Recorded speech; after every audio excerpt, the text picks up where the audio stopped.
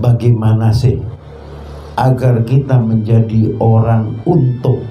Ya ayyuhalladzina amanu ittaqullaha wabtaghu ilaikil wasilata wajahidu fisabilihi la'allakum tuflihun.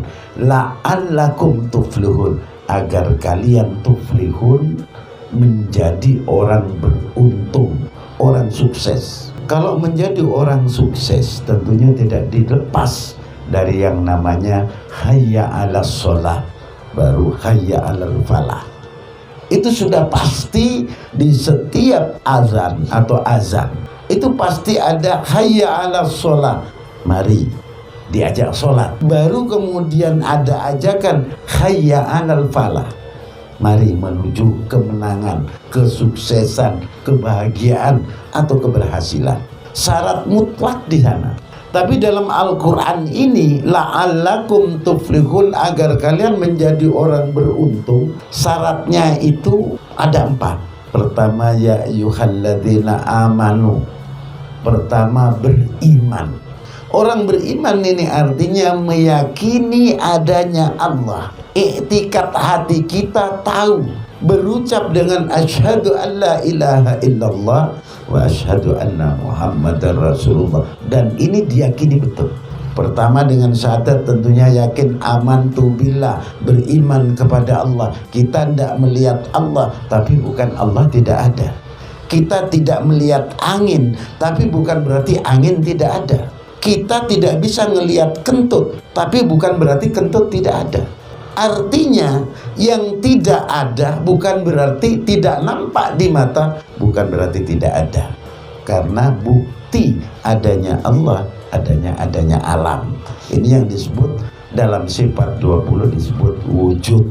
Adanya Allah karena juga adanya alam. Yang pertama kalau orang ingin sukses adalah beriman kepada Allah. Yakin bahwa kita ini jadi begini memang proses bapak dan ibu yang semangat, tapi lahir kita tole kacong ini lahir bukan karena prosesnya bapak dan ibu jadi sebab, tapi hakikat Allah. Nah ini caranya meyakini begitu, dengan adanya amantu billah, yakin kepada Allah. Kita kerja itu sebab. Hakikat yang memberi rezeki sampai kita punya uang, beli rumah, beli sepeda dan sebagainya Allah. Karena persoalan sebab banyak dilakukan orang. Orang sebab dia kerja banyak, tapi ada yang juga tidak mampu beli apa. Ada yang sebab kerja dia sukses, ada yang sebab kerja tidak sukses. Kenapa? Disinilah Allah berperan. Ini kalau untuk urusan keimanan. Sehingga yang kaya tidak sombong terhadap yang miskin juga tidak terlalu menghibah kepada yang kaya. Kaya di dunia tentunya nampak mewah, tapi akan miskin di akhirat. Yang miskin di dunia akan kaya di akhirat. Karena itu keadilan Allah. Kalau yang kaya, yang tampan, yang punya pangkat sekarang, lalu nanti untung lagi di akhirat lebih banyak keuntungannya, otomatis Allah nggak adil. Karena apa? Yang punya pangkat prosesnya berat, yang punya harta prosesnya berat, yang juga punya kelebihan prosesnya berat. Kalau yang miskin di dunia masuk alam kubur enak tanpa ada protes, karena yang dibawa nggak ada, pertanggungjawabannya nggak ada. Begitu juga yang punya pangkat. Nah disinilah keadilan Allah, dan dengan hal ini kita yakin bahwa kalau orang ingin sukses, kita percaya apa yang dilakukan hamba ini semua adalah karena Allah. Nah kalau sudah demikian, ada orang jelek kita sadar bahwa itu adalah makhluknya Allah. Orang miskin kita sadar bahwa itu adalah hambanya Allah. Orang nakal pun kita sadar bahwa itu juga makhluk Allah. Anjing sekalipun kalau kelaparan kita kasih makan, jangan dipukul, dipendung, karena itu juga makhluknya Allah. Nah kalau orang beriman, memang nyata imannya, lisannya beriman, hatinya beriman, tentu sikap dan perbuatannya juga beriman. Tidak sembarangan kepada orang. Nah di sini keyakinan kita bentuk. Untuk menjadi orang beruntung adalah pertama beriman kepada Allah, yakin dengan adanya Allah. Tentunya perintahnya di rukun Islam dilakoni, dan juga keyakinan kita kepada Allah, kepada malaikat, kepada kitab, kepada para rasul, pada hari kiamat, takdir baik dan buruk harus kita yakini. Makanya tidak boleh kau nih jadi melarat gini karena tidak kerja, makanya mau kerja. Tidak bisa begitu, karena ini apa? Ini adalah takdirnya Allah. Orang kalau memang kerja sekalipun, kalau dalam kondisi tetap melarat, ya melarat. Makanya yang kaya harus tetap ngayomi yang miskin. Yang miskin juga jangan jadi pengemis terhadap orang kaya. Nah, ini tetap ikhtiar. Ini pertama, keimanan kepada Allah. Yang kedua, kalau orang ingin beruntung, ittaqullaha, takut kepada Allah. Kalau takwa, mungkin di setiap Jumat orang katakan takwa, ittaqullah haqqa tuqatih wa la tamutunna illa wa antum muslimun, misalnya. Ini terus diucapkan. Apa sih takwa? Takwa secara umum kan menjalankan perintah, menjauhi larangan. Ini umum. Intinya, intisari takwa adalah takut kepada Allah. Kadang-kadang ada orang menjalankan perintah rajin, ke masjid Jumatan rajin, berjamaah rajin, pokoknya segalanya dilakoni rajin. Menjauhi larangan tidak. Ke masjid rajin, ke tajen rajin, berjamaah rajin, ngerumpi tetangga rajin. Nah, ini takwanya setengah.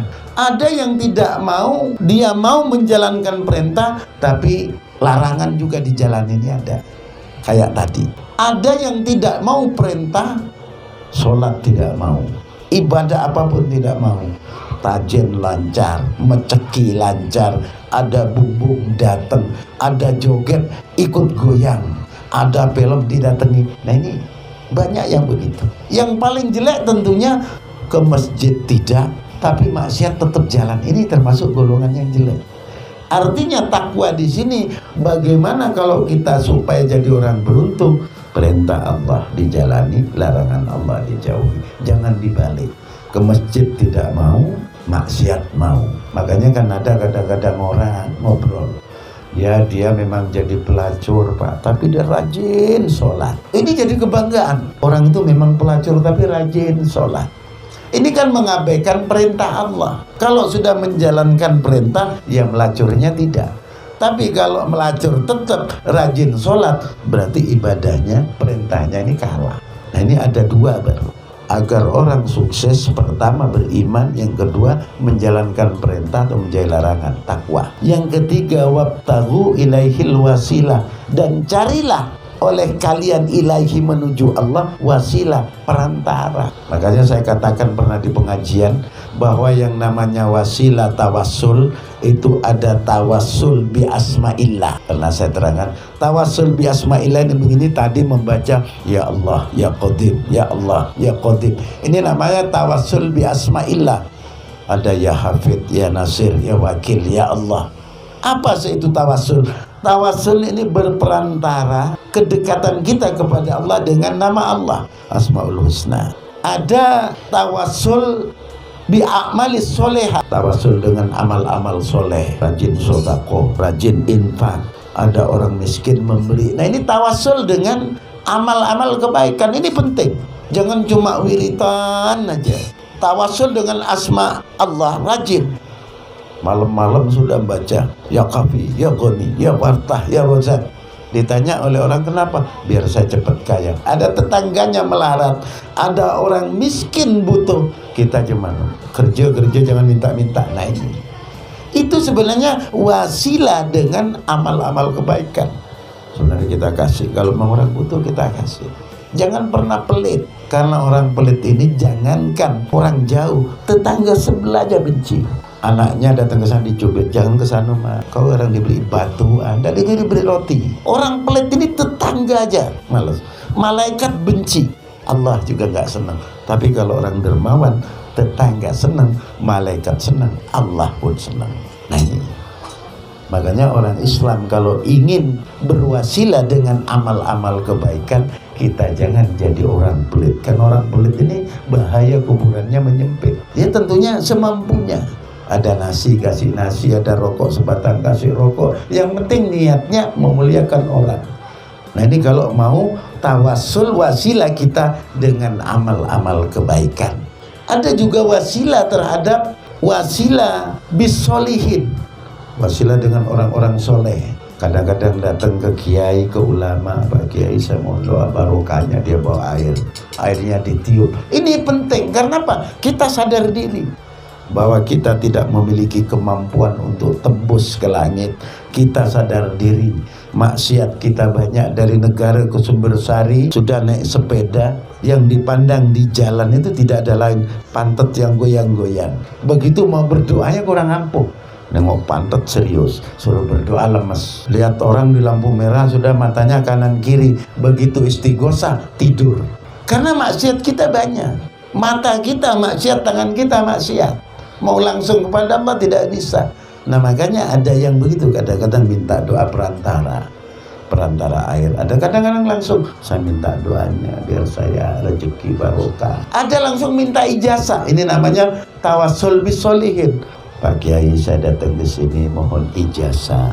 Ijazah apa? Ya amalan, diajari amalan. Besoknya datang Pak Kiai, saya minta amalan, beri lagi amalan. 1 bulan minta ijazah, akhirnya amalannya 30 lembar.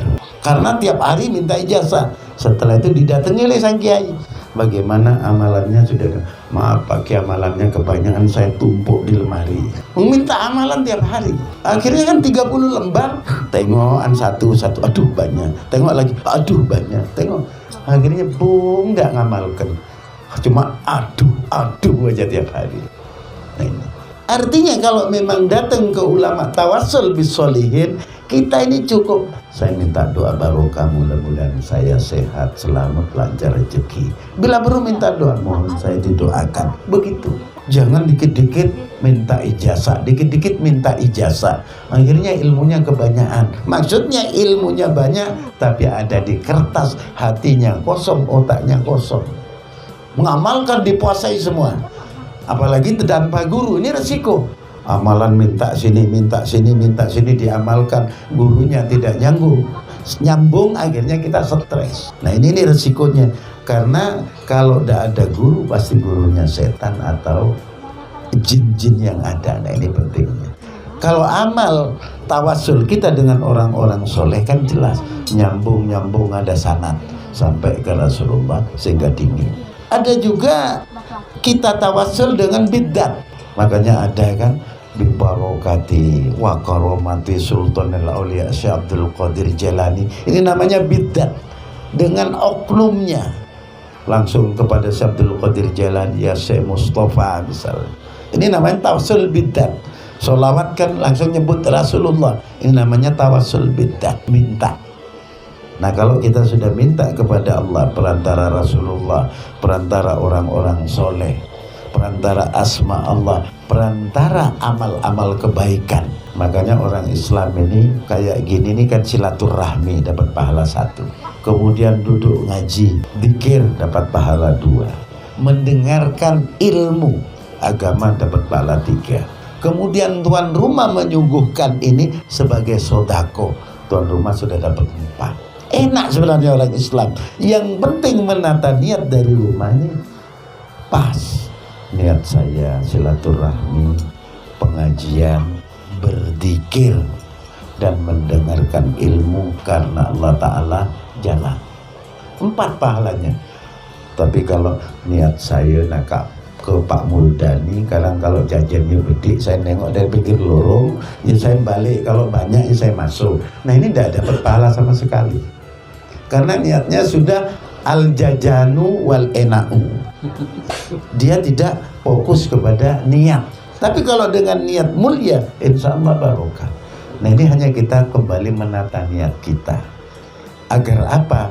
Usia-usia kita yang sudah tua ini tiap jalan masuk ke pengajian, masuk ke pesantren, niatnya ditata. Ya Allah, saya mau ke pesantren kerja bakti biar saya dapat barokahnya para ulama pesantren, biar saya dapat barokahnya anak-anak yang ada di sana, biar saya dapat barokahnya pahala ngajinya anak-anak santri. Diniatkan semua itu, insya Allah semua masuk.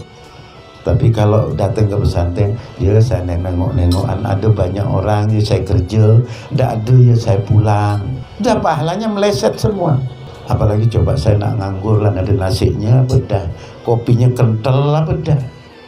Kalau kental ya saya masuk, kalau udah ngapuk ini capek-capek. Nah ini niat kembali, inilah yang mengantarkan kita. Makanya nanti di akhirat ada orang beramal dunia tapi dapat pahala akhirat karena hati.